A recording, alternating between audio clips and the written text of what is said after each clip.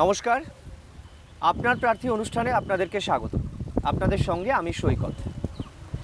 কোচবিহার লোকসভা কেন্দ্র নিয়ে যখন আলোচনা হয় তখন সবথেকে বেশি আলোচনার বিষয় হচ্ছে একমাত্র 2024 লোকসভা নির্বাচনে একটি কেন্দ্রেই চতুর্মুখী লড়াই। আপনারা জানেন যে বাংলায় সিপিএম কংগ্রেসের জোট হয়েছে, কোথাও কোথাও আইএসএফ সেই জোটের না বললেও তার অংশগ্রহণে রয়েছে। অর্থাৎ জোটের যে ত্রিমুখী শক্তি তাতে একমাত্র আলাদা হচ্ছে কোচবিহার লোকসভা কেন্দ্র। বাংলায় যখন জোট নিয়ে এত কথা তখন কংগ্রেস প্রার্থী পিয়া রায়চৌধুরী, আপনাকে স্বাগত পিয়াদি আমাদের এই অনুষ্ঠানে। হ্যাঁ, নমস্কার। পিয়াদি, প্রথমেই একটা অন্যরকম প্রশ্ন করব। প্রশ্নটা খুব স্বাভাবিক যে কোচবিহার লোকসভা কেন্দ্রটা একমাত্র 42টা লোকসভা কেন্দ্রের মধ্যে আলাদা। সেটা হচ্ছে এখানে কংগ্রেস মুখোমুখি লড়াইয়ে বামেদের ফরওয়ার্ড ব্লকের সঙ্গে। বিমান বসু সাংবাদিক বৈঠক করে বলেছিলেন যাতে কংগ্রেস এখানে প্রার্থী উইথড্র করে, কিন্তু শেষ দিন পর্যন্ত দেখা গিয়েছে যে আপনি মনোনয়ন প্রত্যাহার করেননি, ফলে আপনি লড়াইয়ের ময়দানে রয়েছেন এবং আপনাকে দেখে যা মনে হচ্ছে আপনি ভীষণ কনফিডেন্ট, লড়াইয়ের জন্য প্রস্তুত। রোজ আপনি বেরোচ্ছেন প্রচারে। সাধারণ মানুষ কোনো প্রশ্ন করছে আপনাকে? হ্যাঁ, দেখুন, সবথেকে বড় বিষয় কোচবিহারে এই কংগ্রেস এই লড়াইয়ের যোদ্ধা এবং এই লড়াইয়ের ক্ষমতা রাখে। দ্বিতীয়ত আপনার প্রশ্ন, এই যে জোর এই 42টি সিটের মধ্যে বিমান বসু তিনি আবেদন করতেই পারেন, তিনি ঘোষণা করে দিতেই পারেন, কিন্তু এআইসিসি দিল্লির নির্দেশে যখন এখানে প্রার্থী দেওয়া হয়েছে কোচবিহারে, সেখানে প্রার্থী তো উইথড্রয়ের কোনো বিষয়ই আসে না। বিমান বসু তাদের এখানে ফরওয়ার্ড ব্লকের যেখানে ন্যূনতম কোনো রকম অস্তিত্ব নেই, তো তাদের জন্য কংগ্রেস একটা ন্যাশনাল পার্টি, সেখানে উইথড্র করার বিষয় নেই। জনসম্মুখে এই প্রশ্নটা বিশেষ করে যেখানে আমি যাচ্ছি জনমানুষের কাছে, জনসাধারণের কাছে, তখন কিন্তু তাদের যথেষ্ট সাড়া পাচ্ছি এবং এই বিষয়ে প্রত্যেকে বলছে যে আমরা প্রচণ্ডভাবে খুশি। আমাদের মধ্যে এটা একটা বড় দ্বিধাদ্বন্দ্বের মধ্যে পড়ে গিয়েছিলাম যে আমাদের কংগ্রেস যারা এটা ভোট ব্যাংকটা, আমরা কংগ্রেসে যারা ভোট দেব তারা আমরা কোথায় দেব, তো সুতরাং তারা ভীষণভাবে খুশি হয়েছেন। দ্বিতীয়ত যে যারা বিক্ষুব্ধ তৃণমূলী এবং অত্যাচারিত বিজেপি দ্বারা অত্যাচারিত এবং এই যে রাজবংশী যে ভোটগুলো সমস্ত, তারা কিন্তু আমাকে সাপোর্ট করছে, এই একটা বিষয় কিন্তু আমরা প্রকাশ্যে দেখতে পাচ্ছি। নীতিশবাবু বলছেন, ফরওয়ার্ড ব্লকের প্রার্থী বলছেন যে এখানে কংগ্রেসের কোনো অস্তিত্ব নেই এবং গত লোকসভা নির্বাচনেও আপনি প্রতিদ্বন্দ্বিতা করেছিলেন কংগ্রেসের টিকিটেই। কংগ্রেস আপনার উপরে ভরসা রেখেছিল, আপনি 29,000-এর কাছাকাছি ভোট পেয়েছিলেন। বলছে কংগ্রেসের কোনো অস্তিত্ব নেই, প্রার্থী দাঁড়ালে আসলে ভোট কাটাকাটির অঙ্কে তৃণমূল আর বিজেপির লাভ হবে। না, দেখুন, তিনি বলতেই পারেন এই কথাটা, আমরা প্রত্যেকের মন্তব্য আমরা নানা রকমভাবে বলবো, কিন্তু তিনি কি জানেন যে ফরওয়ার্ড ব্লকের কোনো রকম অস্তিত্ব এখানে নেই? ফরওয়ার্ড ব্লকের কোনো রকম অস্তিত্ব এখানে নেই। তারা দাঁড়াবেন, নির্দল হয়েও তো কেউ দাঁড়িয়েছেন, তো অবশ্যই 2014 পর্যন্ত ফরওয়ার্ড ব্লকেরই প্রার্থী প্রায় 20-22 বছর 30 বছর তারা এখানে প্রতিদ্বন্দ্বিতা করেছে। হ্যাঁ, তারা দেখুন সবকিছুরই তো একটা পরিবর্তন আছে, সিস্টেমের পরিবর্তন হবে, জনমানুষের চিন্তাধারার পরিবর্তন হবে। যেমন করে এখন তৃণমূলের হাত ধরেই কিন্তু বিজেপি এখানে প্রবেশ করে, যে শান্ত মাঠটি ছিল কোচবিহার, সেখানে আজকে সন্ত্রাস তৈরি হয়েছে। মন্ত্রীরা রাস্তায় নেমে তারা মারপিট করছেন। জনসাধারণের কাছে তারা কি তুলে ধরবেন, তারা উন্নয়নের কি করেছেন? বর্তমান যে এমপি, বিদায়ী যে এমপি, সত্যি তিনি বিদায়ী, তিনি কি উন্নয়ন করেছেন? নিশীথ প্রামাণিককে নিয়ে অনেকে বলেন যে নিশীথ প্রামাণিককে নিয়েই যত এখানে গন্ডগোল, উদয়ন গুহর সঙ্গে তার লড়াই। প্রশ্নটা হচ্ছে এখানে দাঁড়িয়ে যেটা বারবার উঠে আসে সন্ত্রাসের কথা। এই যে দিনহাটা, শীতলকুচি, সীতাই, যে সমস্ত জায়গায় যত অশান্তির গন্ডগোল তৃণমূল আর বিজেপির কারণে। নিশীথ প্রামাণিককে নিয়ে আপনার কি?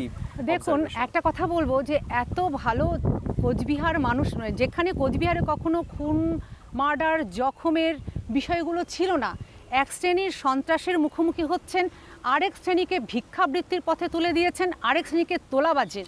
আর নিশীথ প্রামাণিক এই যে গত 5 বছরে এমপিতে দাঁড়িয়ে তিনি একজন শুধু পদাধিকারের বলে কিন্তু তার গুন্ডা গদ্দারি দিয়েই কিন্তু সমস্ত কাজকর্মের কিছু দেখাতে পারেননি।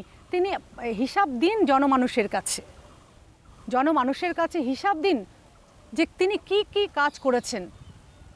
কোনো উন্নয়ন কি আমরা দেখিনি? কি মনে হচ্ছে নিশীথ প্রামাণিক কি এবারও জিতবে? না, জেতার তো কোনো চান্সই নেই। 7,30,000 ভোট পেয়েছিলেন তিনি।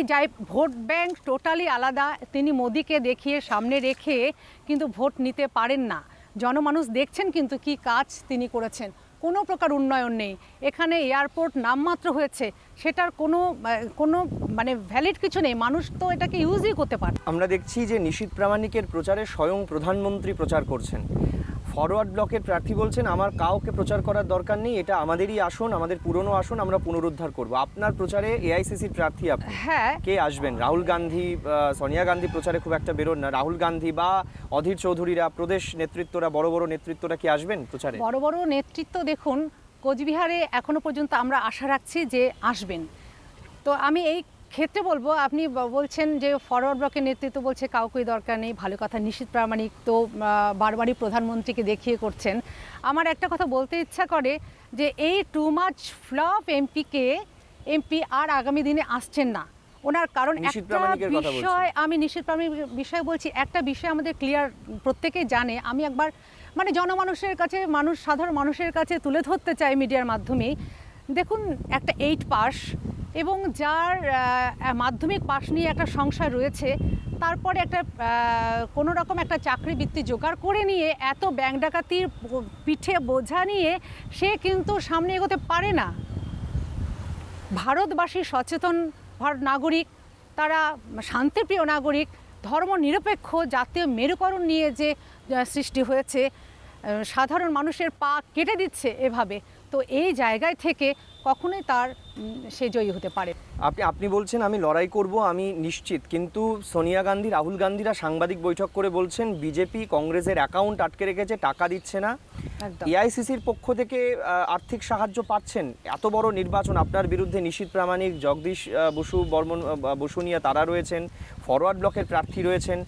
লোকসভা নির্বাচন লড়তে গেলে একটা বড় অঙ্কের টাকা খরচ হয়। অবশ্যই। এআইসিসির থেকে সহযোগিতা পাচ্ছেন, কারণ বিজেপি নাকি টাকা আটকে রেখেছে কংগ্রেসের। এটা একটা মানে অতি দুর্ভাগ্য এবং লজ্জাজনক যে একটি সরকার আপনার ঘরের টাকা ফ্রিজ করে দিলেন, যাতে এই ইলেকশনটা মোদির এত ভীতি যে উনি সম্পূর্ণ ভারতবর্ষে ইলেকশনটা এত করাপশন, ভারতবর্ষের ইলেকশন লড়বার প্রত্যেকের কিন্তু একটা ক্ষমতা সে রাখে এবং অধিকার সে রাখে, সেখানে কি করে এই টাকাটা তিনি ফ্রিজ করেন, যখন তখন কেজরিওয়ালকে তুলে নিচ্ছেন, যখন তখন এই যে সিস্টেমটা, অ্যাকচুয়ালি এটা সুশিক্ষার অভাব। তারা জানেই না যে দেশটা কিভাবে পরিচালনা করতে হয়। বিরোধী পক্ষ সবসময় থাকবে। প্রচারে অসুবিধা হচ্ছে টাকার জন্য প্রচারে অবশ্যই আমাদের মানে অসুবিধার কারণ হচ্ছে না। এআইসিসি আমাদের অবশ্যই সহযোগিতা করবেন এবং এই জায়গায় আমরা সবথেকে বড় ব্যাপার যে দেখুন, আমাদের প্রচারের ক্ষেত্রে আমরা তো কোনো দুর্নীতির সঙ্গে জড়িত নেই, আমার পেছনে বাজে কোনো তকমা নেই, স্বতঃস্ফূর্তভাবে জনমানুষের কাছে আমি পৌঁছতে পারছি, দরবারে পৌঁছতে পারছি, তারা আমাকে খুব আচ্ছা, এই যে স্বতঃস্ফূর্ততার কথা বলছেন, এবারে মমতা বন্দ্যোপাধ্যায় বলছেন যে 1000 টাকা করে লক্ষ্মীর ভাণ্ডার দিয়েছি।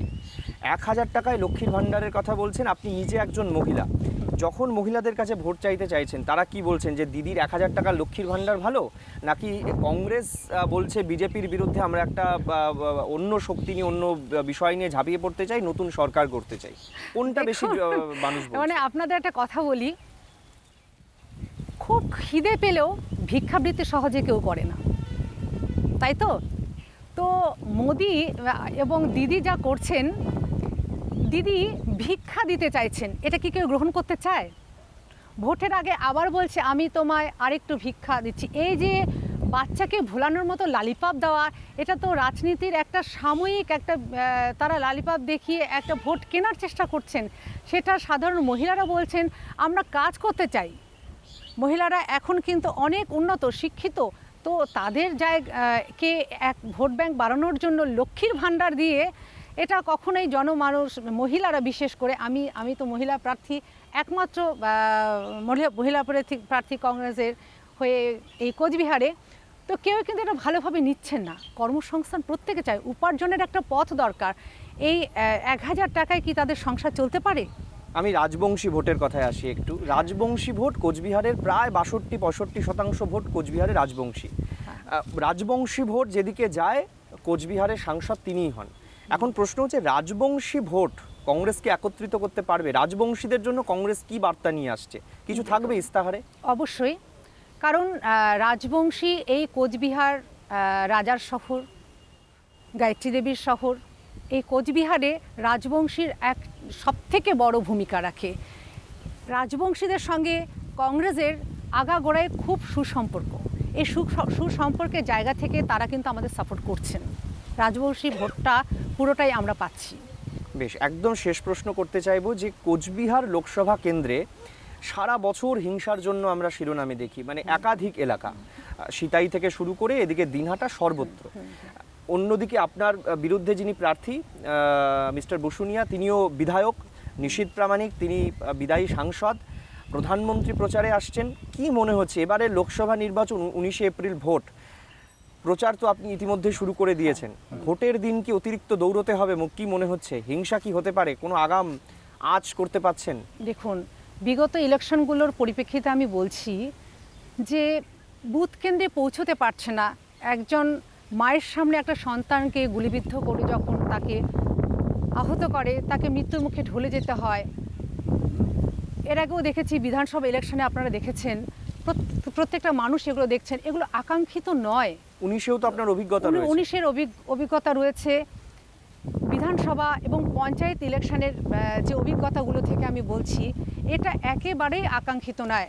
অবশ্যই এখনও প্রত্যেকটা মানুষের কাছে এই সংশয়টা রয়েছে যে এটা ইলেকশন কমিশনের খুব ভালোভাবে এটা পরিচালনা করা দরকার, যে প্রত্যেকটা মানুষ অন্তত তাদের নিজস্ব মতামত নিয়ে তারা ভোট কেন্দ্রে যেন পৌঁছায়। নিশীথ প্রামাণিককে কি বার্তা দেবেন? নিশীথ প্রামাণিককে আমি এটাই বার্তা দেব, চ্যালেঞ্জ দিচ্ছেন কিছু? অবশ্যই চ্যালেঞ্জ দিচ্ছি। মানে তিনি বিদায়ী সাংসদ, তিনি এবার একেবারেই চিরতরে কোচবিহার থেকে এমপি হিসাবে বিদায়ী। আর আমি তার কাছে একটাই আবেদন করব যে কোচবিহার মাটিকে শান্ত রাখার চেষ্টা করুন, কারণ সাধারণ মানুষ শান্তিপ্রিয়, তারা ভালো থাকুন, এটাই আমার প্রার্থনা। বেশ, অনেক ধন্যবাদ। পিয়াদিকে আমরা পেয়েছিলাম, তার ব্যস্ততার শিডিউলের মধ্যেও তিনি সময় দিয়েছেন আমাদের এনকেটিভি বাংলাকে, এবং তিনি জানালেন যে কোচবিহার লোকসভা কেন্দ্রে এবারের কোনগুলো ইস্যু হতে চলেছে, কোনগুলো তিনি প্রচারে ব্যবহার করছেন, সাধারণ মানুষের কাছে যাচ্ছেন।